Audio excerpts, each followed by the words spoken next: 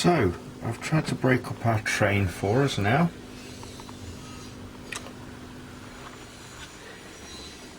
This track, the furthest away, is always the Galenus line, which is the further of the two virtual places. And we've got these two cars which we said were going to Julia's Textiles. They're the only two cars out of the original 9 now that are stopping at Industries at Galenus.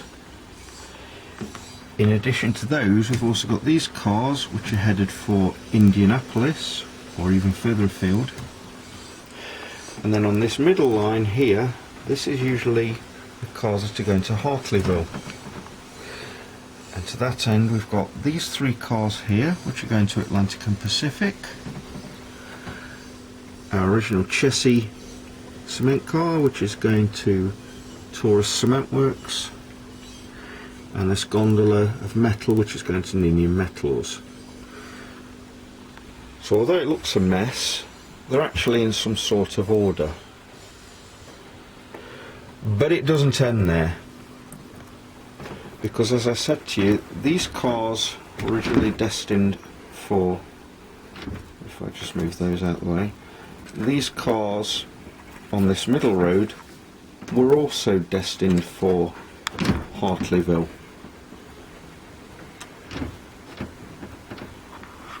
They've already been shunted here, and these cars here, currently sitting in the Doyle Silver Group siding, some of these might be destined for either Galenus or Hartleyville as well. So what I'll do is I'll get the dice out again, and I'll start shaking the dice again and switch these 2 sidings as well.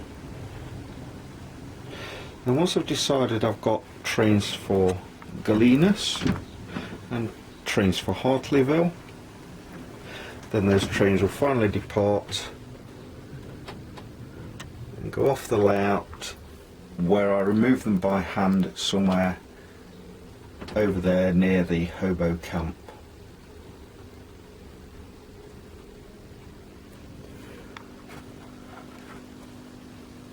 All this may take me the best part of an hour to sort out, but I find it interesting.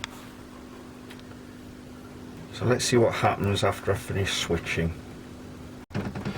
So it's now about 35-40 minutes later, and I finished switching my yard, and as you can see, the train makeup is quite different now. We had these 2 cars which were destined for Julia's Textiles, and then these 2 cars, they've been added to the Galenus portion of the train. The red car is actually going to Sutherland's, which make up pet food, and the Conrail car is going to Westwood Cannery, and that's got sheets of metal in it to make up cans. We've then got the Alberta car, Utah, and these 2 cars which came out of the middle road originally, they're headed for all points west of Indianapolis.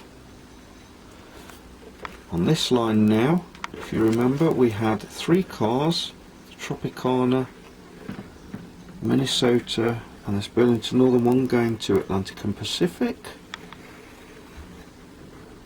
This is going to Taurus Cement Works. This is going to Ninian Metals.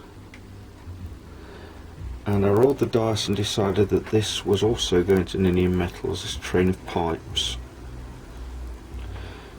And I've decided that there'll be 1 more car which will be going to Galenus to be added onto the far train, and that will be taken out of the spare cars siding. CSX is number 1, this rail box is number 2, Delaware number 3, the cotton belt number 4, and the gondola number 5. So what I'll do is I'll take the 6-sided dice, and 1 and 2 will be the equivalent to car number 1, 3 and 4 will be the equivalent to number 2, 5 and 6 is the equivalent to number 3, 7 and 8 is the equivalent to the cotton belt, and 9 and 0 will be the equivalent of the box car. Whatever I throw on this green dice will indicate which of those spare cars out of that siding will join the Galenas train. So it's 0,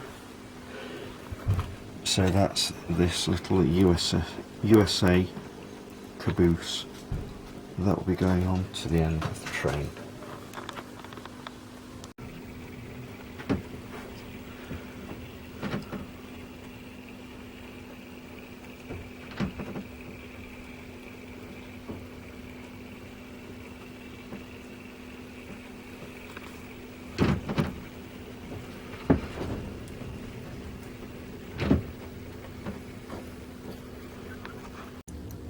So with all the switching done,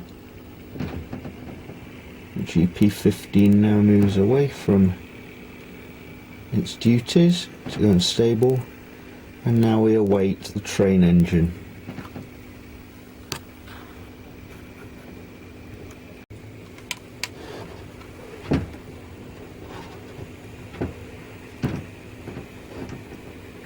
And here we have Norfolk Southern SD70M number 2605 backing on to the Hartleyville train.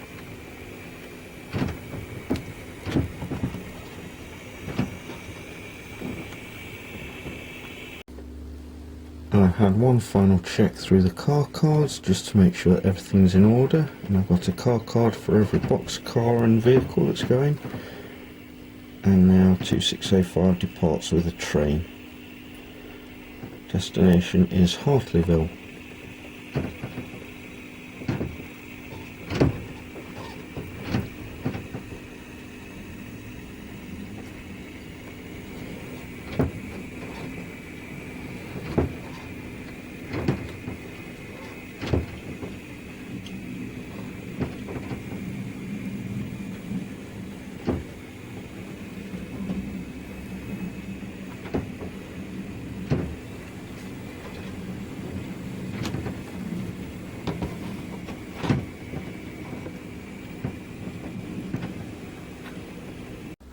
I hope you enjoyed my little look on how I do operations on the layout. If any of it doesn't make sense, or if you'd like to know any more, then please feel free to send me a comment or a message, and in the next episode I'll show you how I use car cards and paper clips for the locomotives, because I've also got a system I use for fueling and maintenance of the locomotives as well.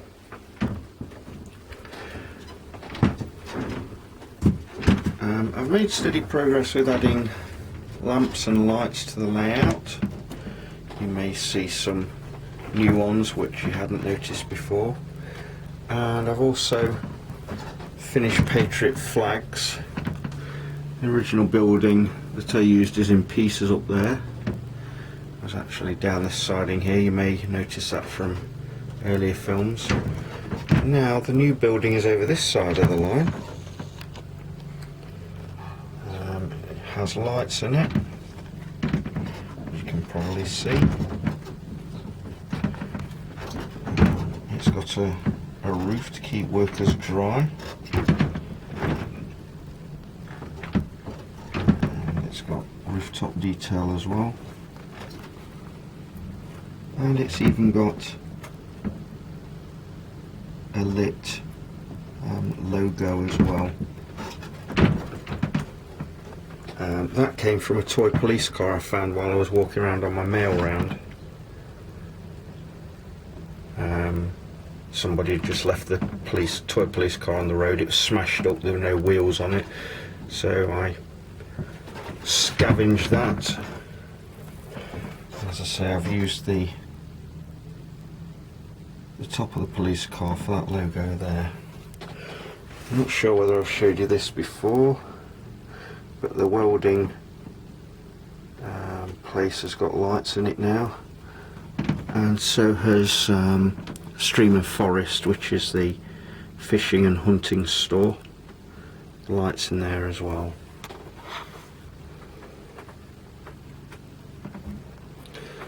So that's it for today. I hope you've enjoyed watching how I do operations on my layout.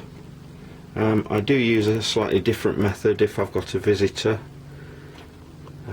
Use a lot more prepared paperwork rather than using dice and randomisation as I have done with this system. But as I say, if you have any questions or you'd like to know more of my system, then please get in touch. So that's it for today. This is Andy signing out. Thank you for watching.